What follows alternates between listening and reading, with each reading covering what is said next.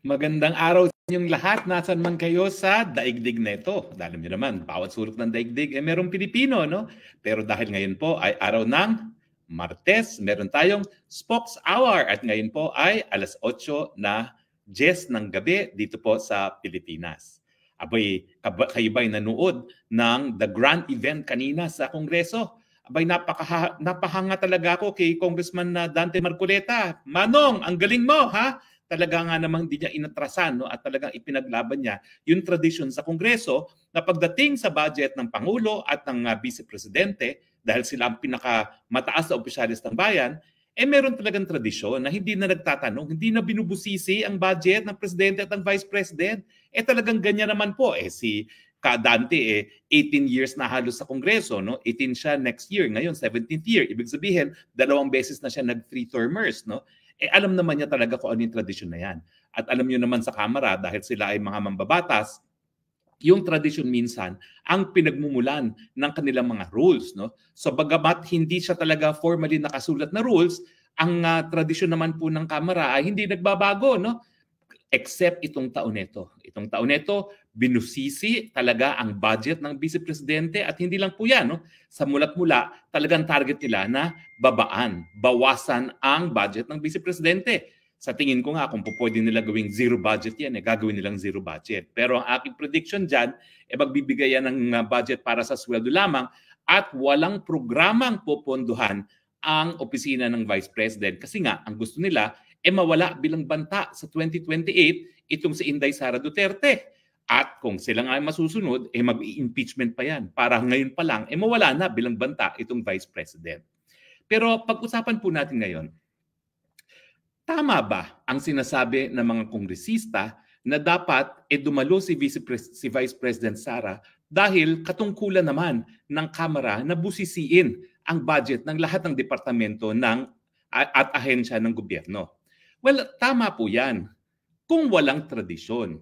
Yung tradisyon nga, out of respect dun sa pinakamataas na mga opisyalis ng bayan, hindi na dapat binubusisi. Bakit? Kasi lahat sila halal ng taong bayan. Pero kung titignan mo, magkano lang ba yung boto ng mga kongresista? Distrito lang yan. So siguro malaki na 80,000 dyan na panalo. O sabihin mo na 100,000 ang boto nila. Iko-compare mo naman sa boto ng isang presidente at vice-presidente, no? Na talagang milyon-milyon ang nagtiwala para maging presidente at vice-presidente. So yun po yung ibig sabihin na hindi lang siya tradisyon, kung hindi respeto sa taong bayan na bumoto sa presidente at sa vice-presidente. Pangalawa, tama po yung sinasabi nila na talagang sa ating sistema ng gobyerno, talagang the power of the purse lies with Congress. Ang problema, meron din pong good faith at saka bad faith. Yung good faith is, unang-una, yun nga po, no, sinusunod ang tradisyon na out of respect dun sa mga maraming botong nakuha sa taong bayan, hindi na dapat idiskurso pa o hindi na kinakailangan busisiin pa ang budget ng presidente at ng vice president. Pero yung good faith and bad faith, makikita nyo rin yan dun sa mga aktwasyon ng mga kongresista. Sa mulat-mula, itong taon nito, alam natin na nagkaroon talaga ng script na wag bibigyan ng budget ang Vice President. Ano ba pinagmulan nito? Ang pinagmulan nito ay yung panahon na binawasan nga ang kanyang confidential fund, yung panahon ng 2023. At yung 2024 nga, hindi na humingi ng confidential fund itong si Vice President Sara Duterte. Pero wag natin kakalimutan, noong 2023, ang pinagmulan nito ay yung tambaluslos. Ibig sabihin, yung natanggal itong si Senior Deputy Speaker Gloria Macapagal Arroyo, nag-react ang Vice President, kinampihan si GMA, nagsalita ng tambaluslos at ayun na, nabiyak na ang unit team. Everything went downhill from there. So, yung good faith and bad faith na sinasabi ko, totoo po na good faith talagang obligasyon ng Kongreso na busisiyan ang budget ng lahat ng ahensya ng gobyerno. Pero dito, makikita mo na may bad faith. Bakit? Kasi nga sabi ni Dante Marcoleta, merong tradisyon na hindi na binubusisi ang budget ng 2 pinakamataas na opisyalis ng bayan. Pangalawa, alam naman natin na sa mga pangyayari sa politika dito sa Pilipinas, talagang tinitira at titirahin talaga ng speaker itong Vice President bilang pinakamalaking balakid sa kanyang pagnanais na maging presidente o di naman kaya Prime Minister sa lalong mabilis na panahon. Kaya nga sinasabi ko, merong good faith and bad faith. Kung good faith yan, sinunod nila yung tradisyon. Di ba? No questions asked. Kasi yun naman talaga ang tradisyon. Ako po, nagsimula ako magtrabaho dyan sa Kongreso. Law student ako. 1988, nung nagsimula ang Kongreso, sa panahon ni Cory, nagtrabaho na po ako dyan sa Kongreso. At alam ko naman talaga na ang presidente at vice-presidente hindi na binibusisi ang budget. In fact, kasama din sa hindi binibusisi ang budget ay yung mga ahensya na meron tinatawag na fiscal autonomy, yung hindi po pwede bawasan ng Kongreso. Kasama na dyan ang Korte Suprema at saka yung mga constitutional commissions, gaya ng Commission on Audit, Commission on Elections, at saka ang Ombudsman. No? So, hindi na dapat dinidiskursuhan pa ng budget yan dahil nga hindi naman po pwedeng bawasan ang hinihingi nilang budget. No? Pero yun nga po mawawala ang good faith kung pati ang tradisyon ay binaliwala.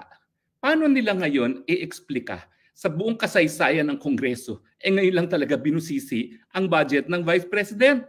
Well, siguro yung mga historians pwedeng manaliksik at sabihin sa atin kung meron ding naging ganitong politika na mag-aaway ang Presidente at ang Vice President at talagang binusisi rin ang budget ng Vice President. Pero, nung panahon naman ni dating Presidente Rodrigo Roa Duterte, alam naman natin na magkatunggali sila sa politika, hindi po ginawa ng ganyan ni Presidente Duterte si Leni. In fact, nung mayroong mga bulong-bulungan na i-impeach si Leni, siya pa nagsabi, itigil niyo yan. Walang mabuting kararatnan niyang impeachment niyo kay Vice President. Hayaan niyo siya, demokrasya to, pabayaan niyo siya magsalita kung ayaw niyo sa akin. No? So, yan po yung pagkakaiba talaga noon at ngayon. Ngayon parang benggahan po Malinaw na nagbebenggahan. So binaliwala ang tradisyon na isang indikasyon na wala pong good faith doon sa ginagawa ng Kongreso at talagang hinahanapan nila ng butas ang Vice President. Kulang na lang talaga tawagin magnanakaw ang Vice President. At meron nga mga nagsabi na magnanakaw siya. Pero ang totoo po, nakabinbin pa po sa Korte Suprema yung issue ng legalidad ng confidential funds. At kung ako ang tatanungin ninyo, hindi naman siya ang nagbigay ng confidential fund. Siya ay humingi, binigyan at ginamit. So kinakailangan lang tignan dyan, yung paggamit ng confidential funds, alinsunod ba yan dun sa rules and regulations ng COA sa paggamit ng confidential funds? Kasi itong mga confidential funds naman ito, hindi siya subject to normal liquidation procedures. Kasi nga, confidential funds vested with national security. So hindi naman talaga lilalantad sa publiko kung ano yung mga detalye ng paggastos na yan. No? Pero ang punto nga po is, itong taon na ito, wala naman talagang confidential fund na hinihingi. Nung nakalipas sa taon, wala rin talagang confidential fund. Bakit binabalik pa yung mga nakaraan sa mga diskurso ngayon? So nakikita natin na talagang gusto lang talaga nilang targetin, gusto nilang pahiyain, gusto nilang butasan, kahit papano ang pagkatao ni VP Sara. Pero sa tingin ko, hindi naman sila nagwagi. Bakit? Kasi lumabas silang parang mga bully. Nag-iisa doon si Inday Sara, isang magandang babae, isang abogada, naninindigan, matapang, lumalaban, at ang kalaban niya, ang buong Kongreso ng Pilipinas. Alam niyo, nakakalungkot Kasi kanina nga, doon sa nagkaroon ng motion na bakit babaguhin ang tradisyon at nagbutuhan, tatatlo lang ang bumoto na dapat hindi baguhin ang tradisyon. Pero alam niyo, kung ito ay magiging bagong tradisyon ng Kamara, wala pong kapayapaan sa larangan ng politika ng Pilipinas. Dahil bihira naman po talaga na magkakampi ang nagiging presidente at vice-presidente. Ang rule po natin sa Pilipinas kasi, parehong halal, diretso ng taong bayan ng presidente at ang vice president. Sa Amerika po kasi, hindi sila po pwedeng pumili ng ibang vice president. Kung ikaw ay boboto kay Trump, automatic ang boto mo sa vice president, yung vice-presidente ni Trump. At yun naman, automatic magiging Senate president. Para meron namang trabaho yung vice-presidente, hindi lang nag-aantay para mamatay yung presidente o magkasakit o mag-resign. May trabaho siya. Kabahagi siya ng legislatura dahil siya magiging Senate president. So siguro, kung tayo magbabago ng saligang batas, ganun na rin ang gawin natin kasi talaga namang palamuti lang ang vice president sa ating sistema ng gobyerno na hindi naman dapat. No? Well, in any case, again, unang-una, pugay po kay Congressman Marcoleta dahil pinanindigan niya ang tradisyon. Tradisyon na responsable para magkaroon ng kapayapaan sa panig ng presidente at vice-presidente na hindi magkakampi. Kasi mabibilang mo naman talaga yung mga pagkakataon na magkakampi ang presidente at vice president. O in recent history, tignan natin. Di ba? si Leni at si Presidente Duterte hindi magkakampi. O si Arroyo, hindi, si Aquino at saka si VP Binay hindi rin magkakampi. O yung Arroyo at saka si Noli de Castro magkakampi. So exception yan. Pero before that, syempre si FVR at saka si GMA hindi rin magkakampi. O di ba? Pati naman yung panahon ni Cory Aquino, bagamat magkakampi talaga sila ni Salvador Laurel, naghiwalay din sila sa kalagitnaan. Hindi, sa simula pa lang naghiwalay na sila eh. So kung wala yung ganyang tradisyon na hindi na binubusisi yung budget ng Pangulo at pangalawang Pangulo, talagang wala pong kapayapaan sa larangan ng politika. At ang mangyayari, politika na lang ng politika taon-taon. Dahil pagdating pa lang sa budget, naglalabanan na yung hindi magkakamping presidente at vice president. Tradisyon yan, pero merong dahilan. Kaya yan sinusunod ng mga kongreso. Kapayapaan sa larangan ng politika, respeto sa desisyon ng ginawa ng soberenyang mamamayang Pilipino. Sana naintindihan yan ng mga miyembro ng kongreso ngayon. Tignan natin kung ano ang mga feedback ng ating mga televiewers. Agree ba kayo o disagree? Tignan natin. Ay, ayan, si Claro Maylero, Budget Chap-Chap King Tambaluslos and Company, ang gaba, dili magsaba. Maraming salamat, Clara Maylero. Si Cheng Sel, na-miss kita, attorney, balik ka na, SMNI. Opo. Ano lang po, meron lang tayong karamdaman ng kaunti, kaya inaayos ko lang po. Baka po ako magpa-opera, pero a-update ko po kayo, ha? Gusto ko rin maging pribado naman itong aking pagkakasakit, pero a-update ko po kayo. Puro salita, ipakita natin na di tayo uto-uto, kaya revolution talaga ang kailangan. Sama-sama tayong lahat. Alam mo, dumarating na rin ang punto na iniisip ko na kinakailangan siguro yung mga institusyon natin, baguhin natin eh.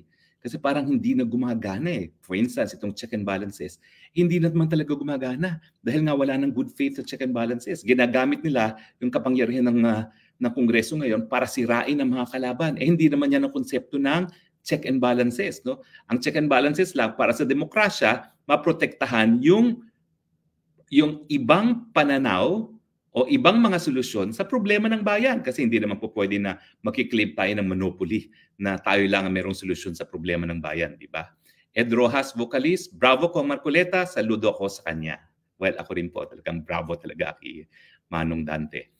Mercy Sotomango, thanks Sir Marcoleta, stand your principle and giving respect to VP Sara. Kasi hindi naman po respeto kay VP Sara yun eh. Respeto yun sa institusyon, sa opisina na hinala ng taong bayan na pinakamaraming boto na nakalap sa kasaysayan ng Pilipinas. Mahirap ba maintindi kung bakit dapat naman respetuhin yung ganyang mandato? Sa tingin ko, hindi naman. Si Pablo De Vera, nabulabog ang mga Crocs. Salamat kina Kong Marcoleta at iba pa, lalo na sa mga Duterte. Kanina po, 3 lang yung nag-no, ha? Si Kong Marcoleta, si Kong Ungab, at saka si Kong Claudy Bautista. Irene Clemente, good evening, Spokes Harry. Tama po kayo, ang galing ni Kong Marcoleta. Kagaya po ninyo, may paninindigan. Ay, naku, proud po ako nakasama kong tumakbo si Kong Marcoleta. Kaya lang sa bandang huli, nag-decide siya na bumalik na lang sa Kongreso at huwag magtuloy sa Senado. Na ako nagtuloy, talo tuloy, siya, kongresista pa rin. Casino Ferolino, good job, Atty. Marcoleta. I vote Marcoleta for Senate. If you join kay Sara, pati po ikaw, Atty. Roque. Salamat po. Salamat po. Okay, pero isa po ang aming reklamo ni Kong Marcoleta nung kami tumatakbo. Kinakailangan talaga sandamukal na pera para sa advertisement. Kinakailangan po talaga maging household byword ang pangalan mo para ikay manalo. Dahil talagang ang mga kandidatong nananalo sa Senado para talagang mga mayonnaise o kung ano man yung mga consumer products na talagang nanangangalampag pagdating sa advertisement. Yun po talaga ang kinakailangan. Pera para sa TV advertisement. Sara Eudalmonia, praying for you, Atty. Harry. This is purely political, pati ikaw ay iniipit. Dahil ikaw ay isang Duterte ally. Well, tayo naman po ay maninindigan kahit ano pong mangyari. Al Nogiyay, that's why we need an attorney like you in Senate also who has vast political common sense incomparable to the incumbents. Looks like the upper and lower are losing it. Iboboto ka namin, Atty. Roque. Maraming salamat po. EJ Rojas, vocalist, dadalo sa Kongreso na binabastos na si VP Sara. Respect begets respect. Oo nga naman, no? Tama naman po. Ay, nako. Arabic po ang pangalan, so hindi ko mabasa. Anyway, mukhang wala na tayong ibang... yun pala. Ang daming bayaran na congressman. Buti lang meron si Honorable Marcoleta na nag-iisa pa matino sa congressman. Lahat aso na ni Tambaluslos, nakakaawang taong bayan ngayon sa administrasyon ni Presidente Bangat. Alam nyo, nung ako'y naging kongresista, ang kultura talaga, suporta rin sa speaker.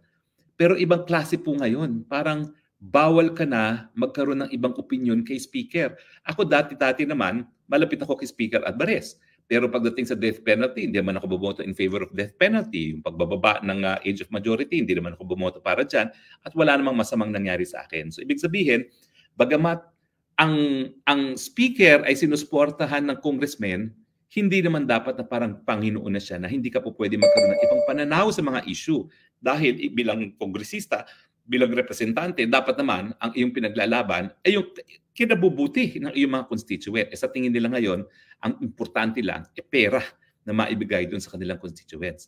Hoy, balita ko nga pala ha, yung ginawa nila sa Davao, bukod pa doon sa 1.2 billion na 5,000 pesos ayuda na pinamigay nila sa 250 na mga taga-Davaoenyo, meron pa raw 777. 7 na AKAP, 7 na tupad, 7 na ano pa ba yung isa? Basta mayroon pang isang ayuda. So 777, tagsa 7 million. So 21 million kada punta. Pupunta lang ha ang kongresista. Kaya doon sa Davao, 203 ang dumalo. Kita mo naman ang paglulustay ng pera niya. 203 times 21 million. Magkano yan? Para lang sila pumunta doon sa bagong Pilipinas rally sa Davao City. Colleen Banson, napaka-unfair po nila kay VP. Si Marcos approve agad kahit hindi mag-attend. Grabe. Well, isa pa nga po yan. No? Bakit ang presidente hindi mag-attend? Wala namang reklamo. Pero ang vice president talagang, yun nga po, nawala na po yung good faith. No? So yun lang po ang aking sinasabi. Kasi kung may good faith, dapat in-honor pa rin yung tradisyon. Si Patatotini, attorney, pwede ba ninyong hanapan ng unconstitutionality ang pag-abuso ng Kongreso sa kanilang power of the purse para maihain sa Korte Suprema bilang grave abuse of discretion? Salamat po. Well, sa ating sistema naman po ng batas, ang prediction ko naman, i-restore naman po ng Senado kung ano man yung tatanggalin ng Kamara. Kasi ang mga senador, mas malawak ang paningin at mas merong respeto sa mandato ng taong bayan na ibinigay sa Vice President kasi after all, marami sa kanila nagtangka na maging Vice President at Presidente at hindi pinalad. So dahil dyan, may respeto sila sa ating Vice President. So, unfortunately, mga kaibigan, tuloy po ang magulong buhay ng politika sa Pilipinas. Ang tanong, ano ang magiging endgame? Meron pa ba tayong 3 taon ng ganito na napakagulo? O meron bang maghihimasok para protektahan ang taong bayang Pilipino? Well, nasa saligang batas naman po yan. Wala pong krimen kapag sinabi ko na meron naman pong institusyon na tinalaga na bilang protektor ng sambayanang Pilipino. Alam na po natin kung sino sila. So maraming salamat po sa inyong patuloy na pagtangkilik ha. At sa muling nating pagkikita, ito pong yung Spokes ng Bayan nagsasabi, I love you, Philippines. You're the only country that I have. You're the only country that I love. Bye.